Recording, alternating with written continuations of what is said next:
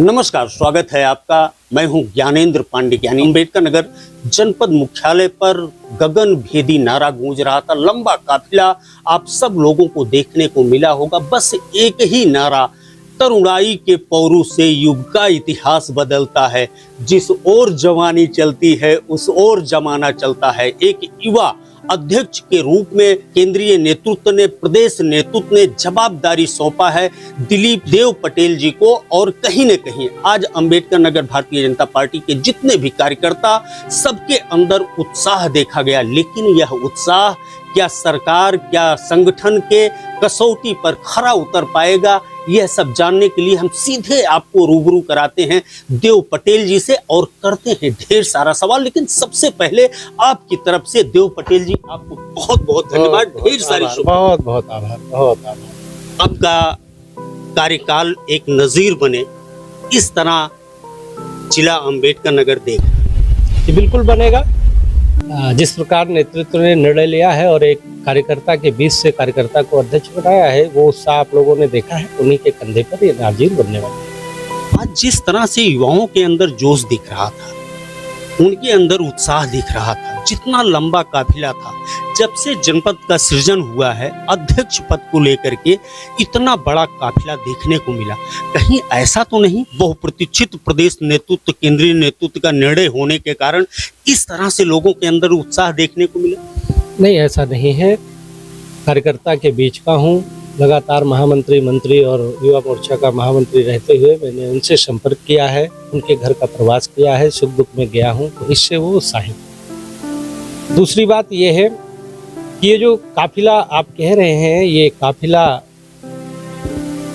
माननीय नरेंद्र मोदी जी के आह्वान के बाद 4 किलोमीटर पैदल चलने की योजना, क्योंकि उसमें हमारे 2 महापुरुष आते हैं, एक सरदार पटेल जी और एक हमारे डॉक्टर भीमराव अंबेडकर जी। हमने कार्यकर्ताओं से चर्चा करी और हमने कहा कि मैं चलूँगा, 2 बजे चलूँगा, 4 किलोमीटर की दूरी तय करूँगा और कार्यालय पे शुभ मुहूर्त में पहुँचूँगा। बस इतनी सी बात थी। मैंने इतनी जानकारी उनको दी थी, कार्यकर्ता कतई परेशान ना हो इस तपन में, इस धूप में। इसलिए मैंने उन्हें किसी प्रकार की जिम्मेदारी नहीं सौंपी थी। ना ही मैंने उन्हें प्रेशर किया था कि वो आए, ना ही मैंने उन्हें किसी प्रकार का रूट चार्ट या किसी प्रकार की व्यवस्था के बारे में जानकारी दी। लेकिन जिस प्रकार से उन्होंने यहाँ उपस्थिति दर्ज कराई है और हमारे साथ माननीय नरेंद्र मोदी जी का सम्मान करते हुए, तेल बचाते हुए पैदल की 4 किलोमीटर की दूरी इस धूप में उन्होंने तय किया है, इसके लिए मैं उनको बहुत साधुवाद देता हूँ, धन्यवाद देता हूँ। आप यकीन मानिए मैं उन्हें कुछ नहीं दे सकता। आप यकीन मानिए, संगठन की एक संरचना है। जो कार्यकर्ता वहां दिख रहा था, उस कार्यकर्ता को मैं कुछ नहीं दे सकता, और जो कार्यकर्ता यहाँ एसी में व्यवस्था कर रहा था बैठ के, उसको जरूर मैं कुछ न कुछ दे सकता। अब आप कल्पना करिए कि एक कार्यकर्ता जिसकी घोषणा बूथ अध्यक्ष की हो चुकी है, उसने अपनी टीम बना ली है, मंडल अध्यक्ष की हो चुकी है, उसने अपनी टीम बना ली है। मतलब नए अध्यक्ष से उसे किसी प्रकार का कोई पद का भाव नहीं है, क्योंकि मैं दे भी नहीं सकता। संगठन ऐसा कुछ नहीं देता है कि एक नया अध्यक्ष आए तो पीछे की संरचना चेंज कर दे, ऐसा नहीं हो सकता भाजपा। इसके बाद कार्यकर्ता अगर निकला है तो अभी यकीन मानिए कि वो 27 को जिताने के लिए निकला है, हमारे सम्मान बचाने के लिए निकला है। मैं उसका रेडी। तो पटेल जी, कितना बड़ा जवाबदारी आप मानते हैं इसको? अभी तक तो महासचिव के दायित्व का निर्वहन आपने भाजपा युवा मोर्चा में किया, उसके बाद संगठन में भी किया। कितने गंभीरता से आप ले रहे हैं? गंभीरता तो बहुत रहने वाली है, जवाबदारी भी मेरी है, सोने से शिखर पर पहुंचना है, 5 सीट जीत के हमें देनी है। लेकिन जहाँ तक मेरे माता पिता के आशीर्वाद से मैंने जो शिक्षा ग्रहण की, उसमें मैंने कई प्रकार की मैनेजमेंट की किताबें पढ़ी हैं।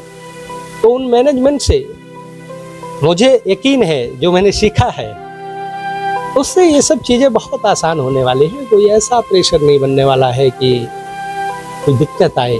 ये सब हमारे कार्यकर्ता संभालेंगे। ऊसर जमीन पर आपको उपवन उगाना है, हरियाली पैदा करना है, कितना बड़ा चैलेंज है। और अभी तक जो आपने आत्ममंथन किया है, संगठन में रह करके आप एक लेबोरियस वर्कर के रूप में जाने जाते रहे, बड़े शिद्दत से आपने काम किया है और बड़े सीरियस हमेशा रिजर्व रहे हैं। और कहीं न कहीं आपका जो एजुकेशन रहा है उसमें काफ़ी प्रभाव डालता रहा है। आपने शायद बीटेक किया है और बीटेक की पढ़ाई करने के बाद आप राजनीति, हाँ, गवर्नमेंट नौकरी भी किया और डाली, उसके बाद चल रही है, कंपनी डाली, वो चल रही है। और उसके बाद मैंने संगठन का काम किया। एक्चुअली मुझे संगठन की सेवा करने का बड़ा जुनून था, एक राष्ट्रीय पार्टी को लेके। भारतीय जनता पार्टी से बचपन से प्रेम करता, इसके झंडे से प्रेम करता। तो जब मैं बड़ा हो रहा था तो इसका एक आस्की और दीवानगी टाइप। हाँ, एक आस्की और दीवानगी बिल्कुल कह सकते हैं आप। मुझे झंडे का कलर और वो कमल, और एक और बात बताऊं, कमल बनाने में बड़ा आसान है। तो बचपन में बना भी लेता था, उस पर नंबर भी मिलते थे।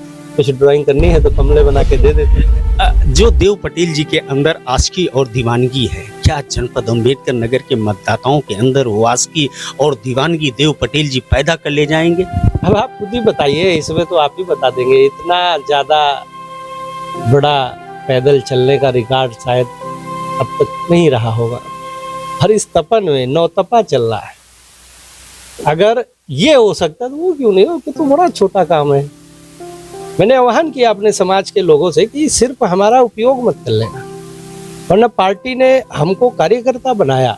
उसने जो पार्टी का सबसे बड़ा पद होता है वो उसने हमें दिया। अब अगर आप हमारे साथ नहीं चलेंगे, एक कम उम्र में अगर उसने हमें ये चीजें दी हैं, तो मैं सबसे अपने ओबीसी समाज, एससी समाज से आह्वान किया मैंने कि ये सिर्फ मतलब के रिश्ते ना हो जाए। आप अगर मेरा सम्मान बचाना है तो लोगों को भारतीय जनता पार्टी के संस्कारों से जोड़ना है। आप तो आए हैं, आपने प्रणाम किया मुझे, आपने मेरा स्वागत किया, तो आप तो है मेरे साथ, लेकिन ये सिर्फ मेरे कंधों पे नहीं हो पाएगी, ये सब आप सबके साथ होना है। इसलिए मैंने आह्वान भी किया है कि आप सिर्फ हमारा उपयोग नहीं करेंगे। अगर मैं आपके समाज से, आपके से आता हूं तो इसका मतलब ये है कि आप हमारा सम्मान बचाएं और मतदान हमारे पक्ष में कराने के लिए आप मेरा सहयोग करें। ऐसा मैंने अभी संबोधन में मैंने उनसे कहा। अभी तक शिकायत रहा है खासतौर पर अम्बेडकर नगर भारतीय जनता पार्टी संगठन का कि कार्यकर्ताओं को कहीं न कहीं उपेक्षित रखा, वो चाहे मंडल स्तर के हो, चाहे कई बार तो ऐसा हुआ कि आपकी सरकार और आपके कार्यकर्ता धरना देते हुए नजर आए और शायद उन तस्वीरों से आपको भी वाकिफ होना पड़ा। अब देव पटेल जी का जो संगठन खड़ा होगा, कार्यकर्ताओं को कितने गंभीरता से लेंगे, खास तौर पर जो गांव गंवई से लेकर के शहर? अब कार्यकर्ता को गंभीरता से तो लेना ही पड़ेगा। कार्यकर्ता मेरे शुभ मुहूर्त, क्योंकि मैं धार्मिक भी हूँ, मैं भले पढ़ा लिखा हूँ, लेकिन मैं महादेव का भक्त हूँ, हनुमान जी महाराज जी का आराधना करता हूँ, मैं सभी देवी देवताओं का सम्मान करता हूँ। तो आप यकीन मानिए कि अगर वो इस स्तर पे निकल के मेरे लिए आया है तो मेरी एनर्जी कहीं ना कहीं उसके सम्मान को बचाने में तो खपत होनी ही होनी है, क्योंकि क्रिया का प्रतिक्रिया मैंने उन्हें समझाया है। प्रेम करोगे प्रेम मिलेगा, सम्मान बचाओगे तो सम्मान बचाएंगे। अब इतना बड़ा सम्मान बचा दिया है कार्यकर्ता ने, रेडी कर दिया है मुझको। मैं तो पहला काम यही करने वाला हूँ, उनका सम्मान बचाने वाला, उसको जोड़ा। आपकी रैली में एक आकर्षण का केंद्र रहा बुलडोजर। बिल्कुल, देखो सब पढ़े लिखे हैं, बाबा ने मना कर दिया, योगी जी मोदी जी ने मना कर दिया, संगठन ने मना कर दिया, हमने कार्यकर्ताओं को बताया, सब मना हो गया, नहीं कर सकते हम, तुम्हारे फूलों को नहीं ले सकते हम, व्यवस्थाएं नहीं बन पा रही हैं। तो मैं उसकी शिक्षित ही मानता हूँ, उसका क्रिएशन था, उसने निकाल लिया। मैं बुलडोजर देखा, मैं कहा क्या करने ले आया बुलडोजर, या कौन सा मैं चुनाव जीत के आ गया है, ये तो अपना था। लेकिन जब फूल गिर रहे हैं तब पता चला ये तो स्वागत के लिए ले आया बुलडोजर के लिए। तो वो कार्यकर्ता भी मेरा क्रिएटिव है, ऐसा नहीं है, मेरा कार्यकर्ता बहुत क्रिएटिव है। उसको अवसर मिलेगा तो अच्छे प्लान भी बनाएगा और मेरे पास आके बैठ के अपने समाज और अपनी जगह के मुद्दों को मेरे साथ साझा भी करेगा। और मैं पक्का उसको समय देने वाला हूँ, उसके सुझाव को लूंगा और उसके सुझाव पे काम भी करने वाला हूँ, पूरा सम्मान करने वाला हूँ। बात करें प्रदेश का, चाहे भाजपा हो, चाहे सपा हो, चाहे बसपा हो, कास्टिज्म का बहुत बड़ा फर्क देखने को मिलता है। कहीं न कहीं वो चीज संगठन में दिखाई देता है। देव पटेल जी के रहते हुए कास्टिज्म को कितना तवज्जो मिलेगा? नहीं, यहाँ तो मैं आपसे क्वेश्चन पूछ लूंगा, क्योंकि आपका जिला है, आपने यहाँ बहुत सारे लोगों को देखा है और पहचानते भी हैं। उस रैली को भी आपने देखा, क्योंकि आपके ऑफिस से आता हुआ है वो रैली, रास्ता। तो आप बताइए ना, क्या वहाँ यादव नहीं आया था क्या? क्या कुर्मी नहीं आया था क्या? चौहान नहीं था क्या? मुसलमान नहीं था क्या? ठाकुर नहीं था क्या, ब्राह्मण नहीं था क्या, बस काकस यही खत्म हो गया।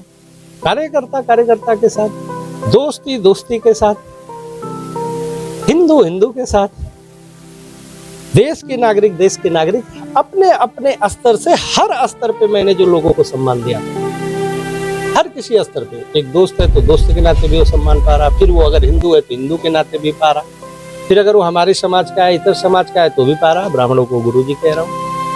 तो पटेल जी आम जनता को कितना वक्त देंगे? पूरा उन्हीं के लिए, राजनीतिक आदमी के लिए और क्या होता है।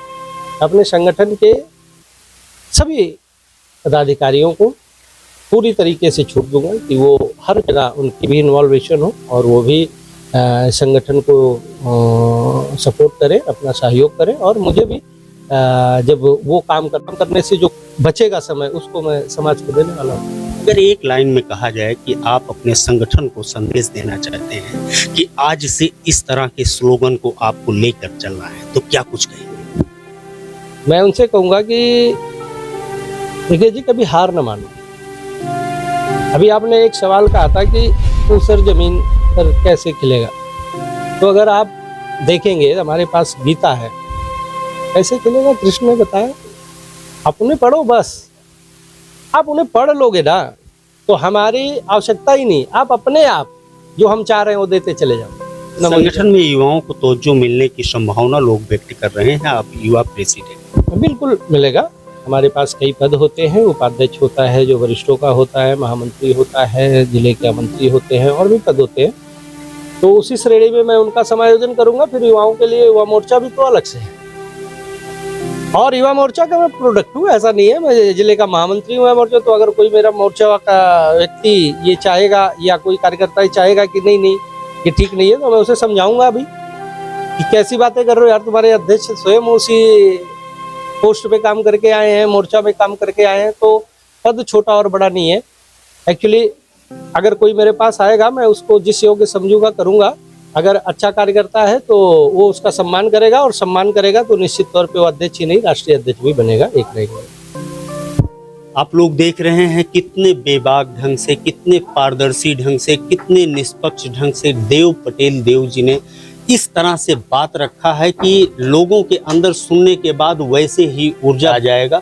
और कहीं न कहीं इनका लक्ष्य सिर्फ 5 सीटों पर नहीं है, इनका लक्ष्य है कि भारतीय जनता पार्टी का स्वाभिमान बना रहे, भारतीय जनता पार्टी के हर कार्यकर्ता का सम्मान बना रहे। आम जनता के लिए इनका दरवाजा 24 घंटा के लिए खुला है। इस तरह की बातें इन्होंने कहा। एक बार पुनः आप सब लोगों की तरफ से देव जी को बहुत बहुत धन्यवाद, ढेर सारी शुभकामनाएं। आभार।